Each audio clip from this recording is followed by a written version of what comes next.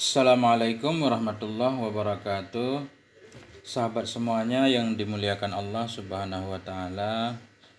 Tanya lanjutkan kitab Matan Takrib atau Matan Abi Suja tentang najis-najis. Bismillahirrahmanirrahim. Wala yu'fa an syai'in minan najasati illa al-yasira minad dami wal qaihi. Dan tidak dimaafkan dari sesuatu dari najis kecuali sedikit minad dam dari darah wal qaihi dan dari nanah. Jadi semua najis itu tidak ada yang dimaafkan kecuali cuma sedikit darah dan sedikit nanah. Bila menempel di pakaian misalkan, ya itu dimaafkan.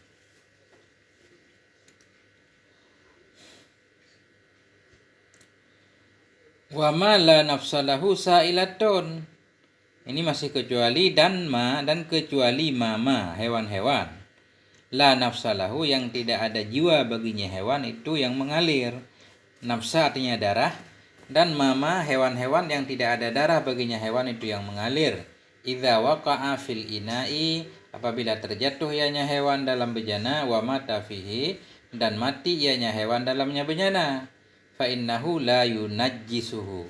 Maka bahwa sungguhnya hewan itu tidak menajiskan dianya hewan akannya bejana, maksudnya akan air yang ada dalam bejana. Jadi semua najis tidak ada yang dimaafkan kecuali sedikit darah dan sedikit nanah.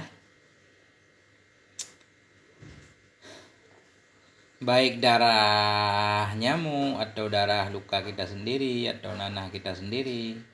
Dan hewan-hewan atau binatang-binatang yang mati, di mana binatang itu nggak ada darahnya, nggak ada darah merahnya, darah putihnya ada dikit, ya nggak apa-apa. Bila binatang itu terjatuh ke dalam air dan mati di dalam air, maka binatang itu dia tidak menajiskan air yang ada di dalamnya bejana.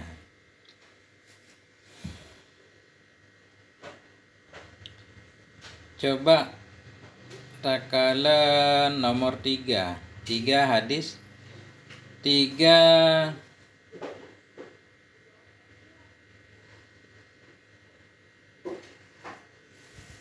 Rawal Bukhari telah meriwayatkan oleh Imam Bukhari nomor hadis 5445 wa ghairuhu dan lainnya Imam Bukhari. Sumber hadis an Abi Hurairah radhiyallahu anhu anna Rasulullah bahwa sungguh Rasulullah sallallahu alaihi wa alihi wasallam qala, Nabi berkata, idza waqa'a zubabu fi ina'i ahadikum, apabila jatuhlah oleh lalat dalam bejana salah satu kamu, falyaghmishu kullahu, maka hendak membenamkan ia akannya zubab, kullahu seluruhnya zubab lalat dibenamkan ke dalam air, summal yatrahu, kemudian hendak membuang ia akannya lalat tadi dibuang. Fa inna fi ahadi janahaihi shifa wa fil akhari da'a, karena bahwa sungguh dalam salah satu dari sayap keduanya lalat itu ada obat dan dalam sayap yang lain itu ada penyakit. Nah, jadi makanya ketika jatuh karena nggak jelas yang mana obat yang mana penyakit dibenamkan. Ini orang-orang yang mengkaji sekarang menolak hadis ini karena ini katanya tidak terbukti secara ilmiah, sudah diteliti nggak ada obat pada lalat, yang ada penyakit semua. Nggak tahu ini bagaimana. Wa wajhul istidlali annahu law kana yunajjisuhu lam ya'mur bi ghamsih, dan bermula jalan mengistidlal bagaimana cara memahami hadis tersebut, dan bermula wajah istidlal itu annahu bahwa sungguhnya Nabi, bahwa sungguhnya najis tadi, bahwa sungguhnya lalat, law kana yunajjisuhu, jikalau ada yang lalat itu menajiskan yang lalat akannya air dalam bejana, lam ya'mur, saya tidak memerintahkan ianya Nabi dengan membenamkannya. Kalau memang lalat tadi bernajis, memang ketika jatuh masih hidup, pas jatuh kena air biasanya mati. Nabi menyuruh membenamkan hewan yang mati ke dalam air, ini menunjukkan bahwa tidak bernajis.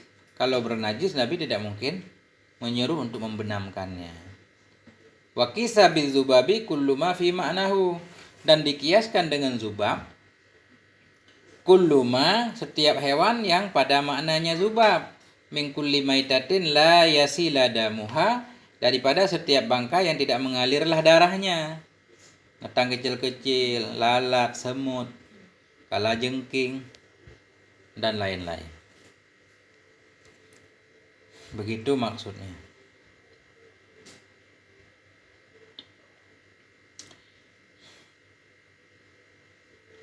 Wal hayawanu kulluha tahirun, dan bermula hewan, kulluhu semuanya hewan itu suci. Semua hewan yang hidup itu suci. Illal kalba wal khinzira wa ma tawallada minhuma aw min ahadihima, kecuali anjing, wal khinzira dan babi, wa ma tawallada dan hewan-hewan yang lahir ianya hewan, minhuma dari keduanya anjing dan babi, aw min ahadihima atau dari salah satu keduanya. Nah, ini tentang suci. Ternyata hewan yang hidup ini, wal hayawan, namanya hewan itu hidup. Hewan yang hidup semuanya suci, enggak ada kecuali. Ini maksudnya bukan enggak ada kecuali. Semua hewan itu suci, kecuali anjing. Anjing tidak suci. Anjing yang masih hidup juga tidak suci, dan babi. Kemudian wa matawallada, hewan-hewan yang lahir dari keduanya, hewan yang anak anjing.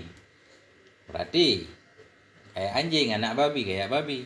Au min ahadihima, atau lahir dari salah satu keduanya. Anjing dengan hewan suci yang lain, tetap ikut anjing najis. Atau babi dengan hewan yang lain, tetap najis juga. Atau babi dan anjing keduanya. Nah, semuanya dikecualikan dari kesuciannya. Ada penjelasan di sini. Ini maksudnya tadi semua hewan itu suci, artinya jami'ul hayawani tahiratul aini halal haya. Bermula semua hewan-hewan itu suciin ketika hidup. Ketika hewan itu masih hidup, suci semuanya. Kecuali anjing, babi, peranakan anjing, peranakan babi, atau peranakan anjing dengan hewan suci, atau peranakan babi dengan hewan suci. Dan sebaliknya, wal maitatu kulluha najisatun, dan bermula bangkai, kulluha seluruhnya bangkai itu najis. Illas samaka wal jaroda wal adamiyah, kecuali ikan, bangkai ikan, wal jaroda dan belalang, wal adamiyah dan manusia. Ya. Kalau hewan yang hidup semuanya suci kecuali anjing, babi dan anak keduanya. Sementara hewan yang mati, bangkai, arti bangkai hewan yang mati bukan karena disembelih secara agama, mati ketabrak, mati kejepit, atau disembelih tapi nggak cukup syarat-syaratnya. Jadi semua hewan yang mati itu najis innya, kecuali ikan. Nah, ikan mati, bangkai ikan bukan najis, belalang bukan najis, manusia bukan najis.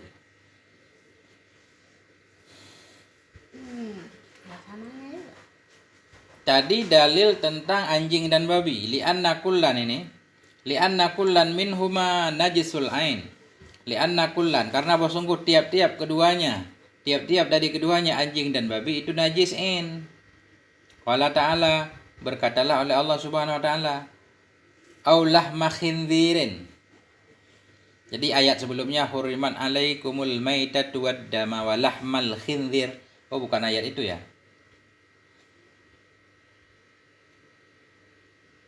Ayat lain nih, ini Al-An'am ini.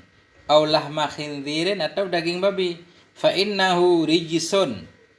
Nah, sesungguhnya daging babi itu rijisun najis. Itu tanda dalil najis babi najis. Maka kalau anjing mana? Wali hadisil amri bitathhiri min wulughil kalbil ati. Karena ada hadis perintah bitathhir, hadis perintah menyucikan bejana nanti ke depan, min wulughil kalbi, daripada jilatan anjing, al-ati yang akan datang hadisnya. Jadi tentang keharaman babi atau kenajisan babi itu Quran, kenajisan anjing hadis.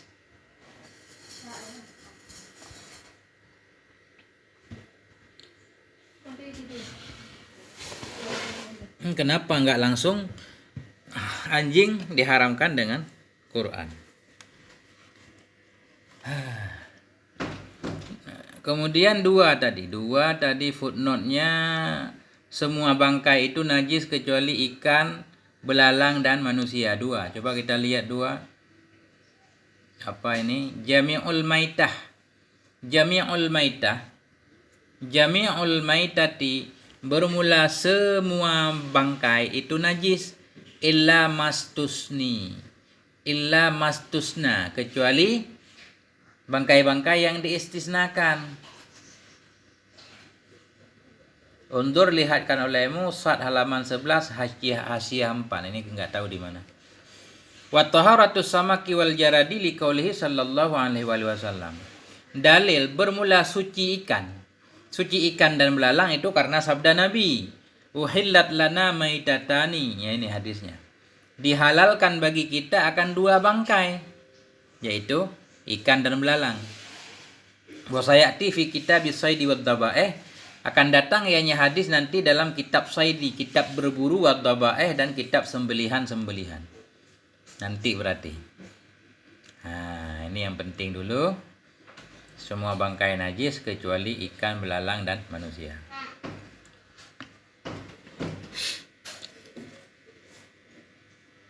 Bismillah. Ini Arab ayatnya mudah itu. Wow, ibtida maitatu mubtada. Kullu taukid kepada maitatu, kum taukid ikut muakkad, taukid kepada marfu tanda rafa dhammah mudhaf kulluha. Damir mutasil dibina ada sukun pada mahal jar mudhaf ilaih. Najisatun khabar. Illa huruf istisna samaka mustasna mansub. Wa urataf jarada ataf kepada samaka. Wa urataf adamiyah ataf kepada samaka. Wa yughsalul ina'u min wulughil qalbi wal khinziri sab'a marratin ihdahunna biturabi. Dan dibasuhkan akan bejana min wulughil qalbi,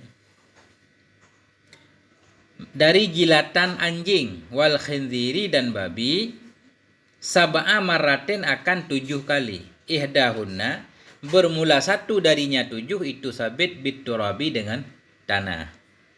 Nah, ini tentang karena anjing dan babi tadi najis yang berat. Jadi bila bejana dijilat anjing,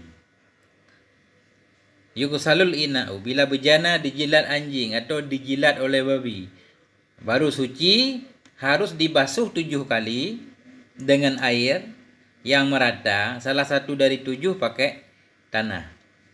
Baik tanah dilemuri dengan tanah atau air yang dicampur tanah. Nah, di tengah-tengah boleh, di awal juga boleh. Kalau di terakhir kotor, harus diulang lagi, harus ditambah lagi. Jadi najis anjing termasuk najis berat, babi juga, karena itu basuhnya 7 kali. Wa yughsalu min sa'irin najasati marratan ta'ti alaihi wa salah satu afdalu. Wa yughsalu, dan dicucikan daripada sa'irin najasa, daripada semua najis-najis yang lain selain najis anjing dan babi. Wa yughsalu, dan dicucikan daripada semua najis-najis marratan sekali doang, ya ta'ti, yang datang ianya sekali, alaihi di atasnya semua najis. Nah, najis yang lain selain anjing dan babi cukup dibasuh sekali. Tapi ta'ti alaihi, datang ianya sekali di atasnya najis. Maksudnya air yang kita tuangkan. Nah, bukan benda yang bernajis yang datang kepada air. Jadi ada najis di tangan misalkan, kita ambil air, kita tuangkan, kemudian najisnya hilang, bau segala macam, udah cukup sekali. Kalau enggak hilang bau rasa dalam sekali berarti enggak cukup. Nah, bukan tangan yang kita celupkan ke dalam air yang sedikit. Karena kalau kita celupkan nanti air jadi najis. Enggak boleh lagi untuk bersuci. Ya, itu maksudnya dicucikan daripada semua najis marratan, sekali doang, ta'ti, yang datang ianya sekali basuhan tadi, alaihi di atasnya semua najis-najis. Wa salah satu afdalu, dan bermula tiga kali maksudnya, itu lebih utama. Nah, apa dalilnya bejana yang dijilat anjing harus dicuci 7 kali? Nih, nomor 3. Rawal Bukhariyu, telah meriwayatkan oleh Imam Bukhari 170 dan oleh Imam Muslim 279, an Abi Hurairah, dari Abi Hurairah radhiyallahu anhu, bahwa sungguhnya Rasulullah sallallahu alaihi wasallam berkata, ayahnya Rasul, idza syaribal kalbu fi ina'i ahadikum, apabila minumlah oleh anjing, fi ina'i, dalam bejana salah satu kamu. Jadi apabila minumlah anjing dalam bejana, anjing minum dalam bejana walaupun dia enggak menyentuh bejana, karena air berada dalam bejana, berarti air ikut bernajis, bejana juga ikut bernajis. Apabila minumlah oleh anjing dalam bejana salah satu kamu, falyaghsilhu, maka hendak mencuci ia akannya bejana 7 kali. Nah, itu riwayat Muslim nih, riwayat Bukhari. Wa fi riwayati li Muslim, pada riwayat Imam Muslim, tahuru ina'i ahadikum, bermula suci bejana salah satu kalian, idza walagha fihil kalbu, apabila menjilat dalamnya bejana oleh anjing, ayyaghsilahu 7 marrah, itu bahwa membasuh ia akan bejana 7 kali, au ulahunna biturab, bermula yang pertama darinya 7 itu dengan tanah. Jadi hadis riwayat Imam Muslim lebih jelas lagi. Bejana salah satu kamu bila dijilat anjing baru suci, dibasuh 7 kali, kali pertama menggunakan tanah. Kemudian Walid Daruqutni, Imam Daruqutni juga meriwayatkan, ihdahunna bil batha. Ya, ini tadi Imam Muslim harus di awal lafadznya. Di awal 7 kali, kali pertama pakai tanah. Dijelaskan kembali oleh hadis di Imam Daruqutni, ihdahunna bil batha, bermula salah satunya 7 itu dengan batha. Batha artinya tanah. Berarti salah satu bisa di awal, bisa di tengah, bisa dimanapun. Yang penting dalam 7 kali itu ada sekali pakai tanah. Saling menjelaskan. Arti walagha syaraba, apabila menjilat, arti menjilat meminum. Anjing, karena anjing minumnya bukan meneguk, dia nggak pakai gelas, tapi dia dijilat, arti dijilat, diminum. Batha artinya wahayal hasasigar, yaitu batu-batu kecil, ya, tanah, kerikil. Wal murad turab, yang dimaksud di sini tanah. Memang arti batha itu batu-batu kecil, tapi yang dimaksud di sini tanah. Wa kisabil kalbil khinzir, dan dikiaskan dalam hadis cuma ada bejana yang dijilat anjing. Terus yang dijilat babi mana? Wa kisabil kalbil khinziru, dan dikiaskan dengan anjing akan babi. Li'annahu aghladu minhu, karena bahwa sungguhnya babi itu lebih parah dari anjing.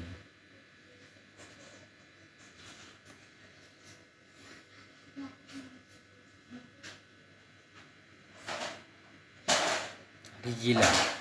Kemudian wabil fami ghairuhu mimbi ba'ula, dan dikiaskan dengan mulut anjing, maksudnya dijilat dengan mulut, akan lainnya mulut, mimbabi aula, lainnya mulut dari bab aula, artinya misalkan berak anjing segala macam, keringat anjing, kama dalla dzalika ala najasati aini, sebagaimana menunjukkan oleh demikian di atas najis ainnya. Nah,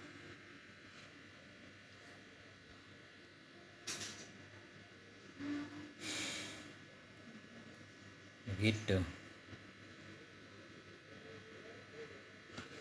Kemudian wa idza takhallalatil khamratu bi nafsiha tahurat, dan apabila berubahlah oleh khamar. Ini takhallalat bukan berubah. Takhallalat artinya berubah menjadi cuka. Wa idza takhallalat, dan apabila jadi cukalah oleh khamar. Khamar di sini perasan anggur. Anggur diperas, dipendam lama-lama berubah jadi cuka, enggak mabuk lagi tapi asam. Apabila menjadi cukalah oleh khamar binafsiha, dengan sendirinya khamar, tahurat, niscaya suci ianya khamar. Ini kalau di belakang tadi alat bersuci, cara bersuci pakai air, pakai tanah, segala macam. Ini suci dengan sendirinya, suci dengan sebab berubah. Apabila jadi cukalah khamar dengan sendirinya, suci ianya khamar. Khamar yang telah menjadi cuka, walaupun masih disebut khamar, ini suci ianya khamar, sebenarnya suci ianya khamar yang sudah berubah namanya menjadi cuka. Suci. Wa in khalalat, dan bila berubah, bila menjadi cuka ianya khamar, bitarhi syai'in fiha, dengan menaruh sesuatu, dengan mencampakkan sesuatu dalamnya khamar, lam tathur, niscaya tidak suci ia. Jadi kalau khamar tadi berubah menjadi cuka dengan sebab campur tangan, ada benda lain yang kita masukkan ke dalam khamar tersebut dengan melemparkan sesuatu di dalamnya khamar. Ada khamar, kita lemparkan sesuatu walaupun batu, bawang, segala macam, akhirnya dia berubah menjadi cuka, tidak suci. Karena ada sesuatu yang masuk ke dalamnya. Beda lagi kalau kita pindah tempat, kita jemur. Tadinya berada di tempat yang nggak ada matahari, kita jemur di matahari misalkan. Terus dia berubah menjadi cuka, itu nggak apa-apa. Karena nggak ada torhishe, nggak ada melemparkan sesuatu ke dalamnya. Adakah penjelasan di sini?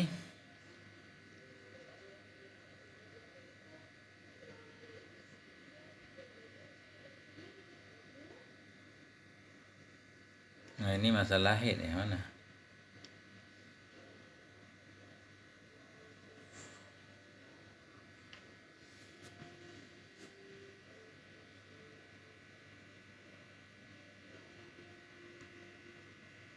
Nggak ada tentang khamar, belum ada tentang khamar yang berubah menjadi cuka. Ya, begitulah. Sampai di sini. Semoga ada manfaatnya. Kalau ada kritik dan saran, silakan tinggalkan di komentar. Insya Allah akan saya baca. Assalamualaikum warahmatullahi wabarakatuh.